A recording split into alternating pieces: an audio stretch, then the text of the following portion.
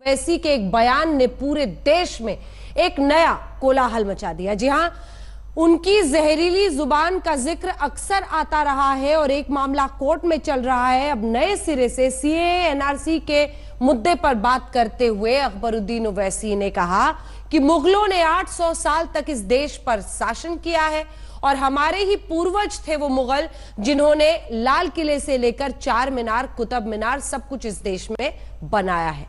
बवाल छिड़ा, बीजेपी ने press conference की और जमकर ओवैसी पर निशाना साधा।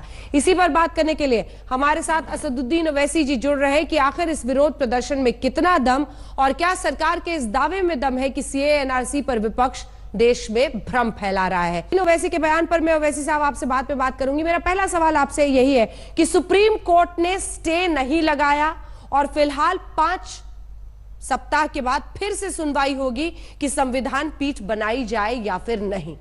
कैसे देखते हैं आप इसे? बिल्कुल नहीं है राहत की बात, इसलिए कि सुप्रीम कोर्ट ने यह कहा कि वो सरकार की भी बात को सुनेंगे, सेंटर की बात को सुनेंगे, उसके बाद वो लोग स्टे के बारे में सोचेंगे। और सुप्रीम कोर्ट ने यह भी कहा कि उस बात का फैसला करेंगे कि इसको कॉन्स्टिट्यूशनल बेंच को रेफर करना नहीं चाहिए, करना है नहीं करना चाहिए। तो कोई राहत की बात नहीं सरकार के लिए। यकीनन थोड़ा टाइम मिला है सरकार को, मगर इसमें कोई राहत की बात नहीं। सरकार के लिए राहत है नहीं है, लेकिन सुप्रीम कोर्ट ने जो ये किया है, सुप्रीम कोर्ट में वो अर्जेंसी नहीं थी ओवैसी जी, मैं ये पूछ रही हूँ, सुप्रीम कोर्ट में वो अर्जेंसी नहीं थी जो विपक्ष या फिर विरोध प्रदर्शनकारी सड़कों पर दिखा रहे हैं, कई जगहों पर हिंसा तक हो रही है। जहां तक प्रोटेस्ट की बात है मैडम, प्रोटेस्ट तो चलता रहेगा, क्योंकि हम जानते हैं कि ये जो लड़ाई देश की बचाने की है, संविधान को बचाने की आसान लड़ाई नहीं है और ये लंबी जाएगी। कोई बात नहीं, 1 महीने तक और ये लड़ाई जारी रहेगी अवाम के दरमियान में। मैं अकबरुद्दीन ओवैसी के बयान पर आपसे एक रिस्पांस चाहती हूं। अब आप ये बताइए, बीजेपी का कहना है कि ओवैसी साहब आपके छोटे भाई तो मजहब के नाम पर देश में नफरत फैला रहे हैं और देखिए अब कैसे उन्होंने मुगलों की एंट्री कर दी है। सीएए एनआरसी अब मुगलों पर आई। नहीं मैडम, मैं आपके जरिए से पूरे देश को कहना चाह रहा हूं कि मेरे भाई ने बहुत बड़ी गलती की है कहकर, बल्कि उनको तो यह कहना चाहिए था कि ताजमहल, लाल किला, चार मीनार, कुतुब मीनार, अजंता, एलोरा केव्स ये पूरे बने 2014 के बाद। और मैं इस बात को मानता हूं, बीजेपी को ये चाहिए कि ड्रामाबाजी छोड़ दें। तीसरी बात यह है कि मैडम इस सवाल के सिलसिले में कि 2018 में हर दिन 36 नौजवान सुसाइड कर रहे थे, क्यों? रोजगार नहीं मिल रहा था। कल ही IMF के गीता गोपीनाथ ने कहा कि भारत की इकोनॉमी जो गिर रही है, इसी वजह से पूरी दुनिया की इकोनॉमी बर्बाद हो रही है। और जो इकोनॉमिस्ट का यूनिवर्सल इंडेक्स है, आज रिपोर्ट आई कि हमारा डेमोक्रेसी इंडेक्स 41 से 51 पहुंच गया। तो ये बात बिल्कुल सही है कि इस पर तो बात करना नहीं चाहते, क्योंकि देश के प्रधानमंत्री नरेंद्र मोदी नहीं है, देश के प्रधानमंत्री अंजना ओम कश्यप है, JNU में स्टिंग ऑपरेशन झूठा था क्योंकि देश के गृह मंत्री राहुल कंवर है। लेकिन ओवैसी साहब, बीजेपी तो इस पूरे मामले पर बहुत अडिग है और बाकायदा प्रेस कॉन्फ्रेंस करके GVL साहब सब कह रहे हैं कि इस तरह की बात नफरत फैलाने के बराबर है, मजहब के आधार पर बांटने के बराबर है। नहीं, वो तो करते रहते ना, ड्रामाबाजी इनको करना है, डायवर्जन करना है। मैं तो कह रहा हूं ना कि हमारे भाई ने गलत कहा, उनको तो कहना चाहिए था कि चार मीनार हो, लाल किला हो, ताजमहल हो, एलोरा अजंता केव्स हो, ये सब के सब तो 2014 के बाद ही बने ना। ये इसलिए बने क्योंकि बादशाह सलामत हजरत मोदी थे। और हलवा वाली बात तो आप ही ने कही है, तो ये जो हलवा है उसका जायका क्यों खराब कर रहे हैं, उसमें भी मजहब डालकर? क्या हलवे का भी अब धर्म होता है? अरे मैडम, आप देखिए ना कि बीजेपी हर नाम बदलना चाहती है। जहां कहीं बीजेपी को नाम बदलो, नाम बदलो। अरे भाई, फिर हलवा कहां से आया? हलवा तो अरबिक नाम है और हमारे गृह मंत्री का नाम शाह, वो तो फारसी का नाम है। कितनों के नाम बदलेंगे आप? यही तो हम उनको बता रहे हैं कि भाई ये सब चीजें मिलकर भारत बनता है, ये भारत की खूबसूरती है। यहां पर सारी दुनिया की कल्चर्स है, ये खूबसूरती किसी देश में नहीं है, मगर बीजेपी इस खूबसूरती को बदनुमा करना चाहती है। एक बात मैं आपसे, चलिए वापस सीए एनआरसी पर आती हूं। सीए संसद में बिल पास हुआ, कोर्ट इसमें क्या करेगा? क्या आप मानते हैं कि कोर्ट संसद के काम पे, संसद के फैसले पर हस्तक्षेप करेगा? क्या चाहते हैं आप, कोर्ट क्या करे इस पर? मैडम, मैं आपको सिर्फ 2-3 मिसालें दूंगा। एक ये कि वेस्ट बंगाल के बीजेपी के जो प्रेसिडेंट है, उन्होंने कहा कि हम 1 करोड़ बांग्लादेशियों को NRC के जरिए निकाल कर फेंक देंगे। कौन डर पैदा कर रहा है?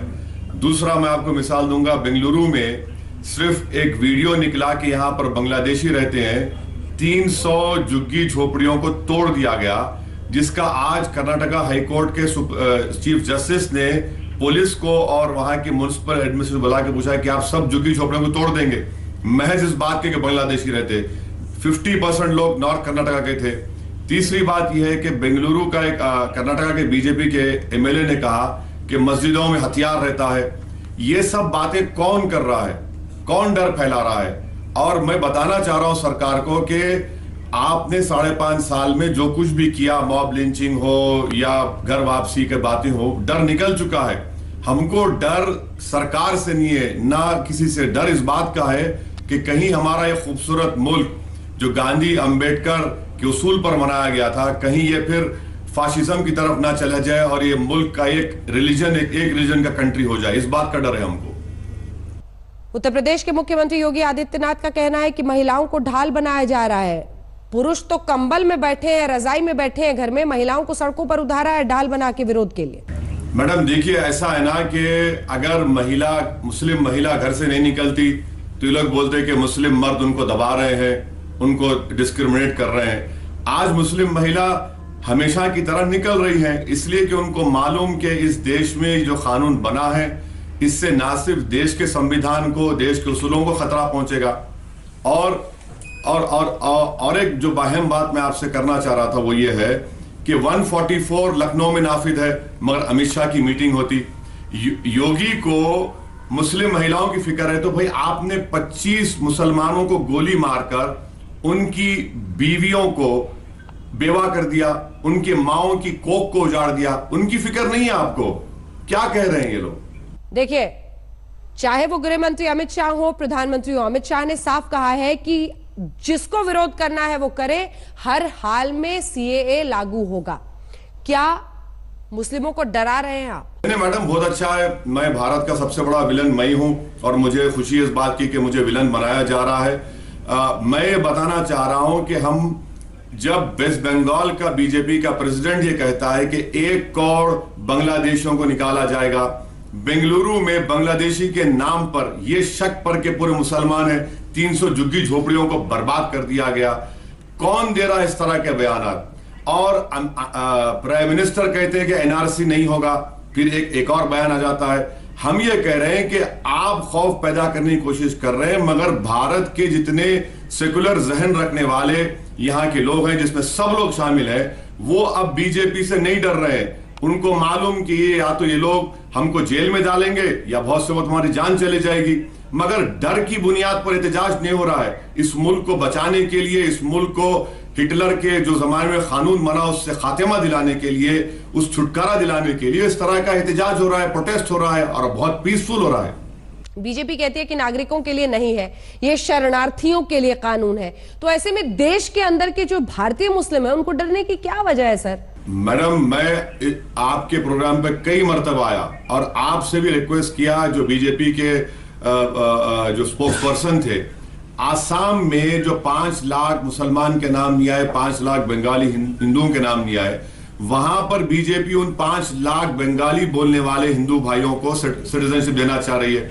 किसके जरिए देना चाह रही है? CAA के तहत। मुसलमानों को क्यों नहीं देना चाह रहे आप? तो हम यही कह रहे हैं कि प्रधानमंत्री गलत कह रहे हैं, झूठ कह रहे हैं। ये CAA सिटीजनशिप देता भी है और लेता भी है, और इसको NPR NRC से जोड़ के देखना बेहद जरूरी है, क्योंकि NPR NRC citizenship amendment act के तहत होगा और जिसके नाम नहीं आएंगे उन तमाम को तकलीफ उठाना पड़ेगा और बाद में CAA से उनको सिटीजनशिप मिल जाएगी।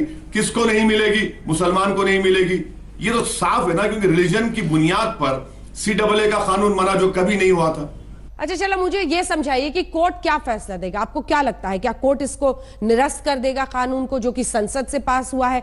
कोर्ट NRC पर रोक लगा देगा? चाहते क्या हैं आप? मैं आपसे 1 मिनट की ज्यादा बोलने की इजाजत चाहूंगा। ये जो जितना सिटीजनशिप का लॉ है ना, इसमें किसी हद तक सुप्रीम कोर्ट को भी जिम्मेदारी लेना पड़ेगा, क्योंकि आप अगर आसाम का मसला देखेंगे तो आसाम के गवर्नर होते थे सिन्हा साहब, उन्होंने लिख दिया था कि 50 लाख लोग एक्सटर्नल एग्रेशन हो रहा है, घुस चुके हैं, मगर जब सुप्रीम कोर्ट ने एनआरसी किया तो सिर्फ 19 लाख नाम निकले और उसमें से 5 लाख मुसलमान के नाम है। तो यकीनन हम ये समझते हैं कि ये जो कंफ्यूजन है इसमें सुप्रीम कोर्ट को उसको कंफ्यूजन को उसको हटाना ये सुप्रीम कोर्ट की जिम्मेदारी है। अब जहां तक सुप्रीम कोर्ट का क्या फैसला आएगा मैं नहीं जानता। मैं तो ये उम्मीद कर रहा हूं कि हमारा मानना यह है कि ये CAA अनकॉन्स्टिट्यूशनल है, ये आर्टिकल 1421 का खुला वायलेशन करता है। ये सुप्रीम कोर्ट के जो पुराने केसेस हैं केशवानंदा भारती बोम्मई केसेस की वो इसकी खिलाफ वर्जी करता है। और इस मुल्क में 2 तरह के सिटीजनशिप कानून नहीं हो सकते, एक ही किस्म का सिटीजनशिप कानून होना चाहिए। और हम उम्मीद करते हैं कि सुप्रीम कोर्ट कम से कम NPR पर स्टे लगाए, क्योंकि अगर NPR होगा तो ऑटोमेटिकली NRC हो जाएगा, क्योंकि एक सिक्के के 2 रुख हैं। वैसे साहब, महाराष्ट्र के स्कूलों में संविधान की प्रस्तावना को पढ़ा जाएगा, ये एक तरह से तमाम स्कूलों में लागू हो रहा है, सही मानते हैं आप इसे? मैं ये समझता हूं कि पूरे देश में इस तरह का जो हो रहा है महाराष्ट्र में, मैं वहां की सरकार का मुखालिफ हूं, अपोनेंट हूं, मगर जो काम जो किया जा रहा है वो पूरे देश में लागू होना चाहिए, क्योंकि हर बच्चे को ना सिर्फ प्रियम्बल सिखाया जाए बल्कि समझाया भी जाए कॉन्स्टिट्यूशन क्या है। जब स्कूल के बच्चे कॉन्स्टिट्यूशन के बेसिक चीजों को समझेंगे, प्रियम्बल को समझेंगे, प्रियम्बल बात करता है लिबर्टी की, इक्वालिटी की, फ्रेटर्निटी की, जस्टिस की। मैं यकीन के साथ कह रहा हूं कि इन बच्चों को जो मुस्तकबिल ये मुल्क का उनका है, अगर वो समझ जाएंगे संविधान को, प्रियम्बल को, तो यकीनन यहां पर बहुत सारे मसाइल खत्म हो सकते हैं। चलिए, इसी के साथ असदुद्दीन ओवैसी जी, बहुत बहुत धन्यवाद आपका हमारे साथ आज तक पर जुड़ने के लिए। देश दुनिया की बाकी खबरों के लिए आप देखते रहिए।